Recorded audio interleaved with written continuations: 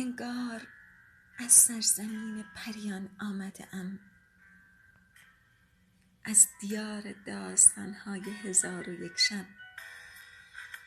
خدای من اهل آبهاست و تمام خوابها را خوب تعبیر می کند. دستهایم هنوز هم هلاک بوی سیب است و عطر علفزار می دهد. جان و تنم می خواهم خونیاگر خوابهای زمین باشم که چنگ بزنم بر پیراهن باد تا یوسفی دوباره آبستن شوم.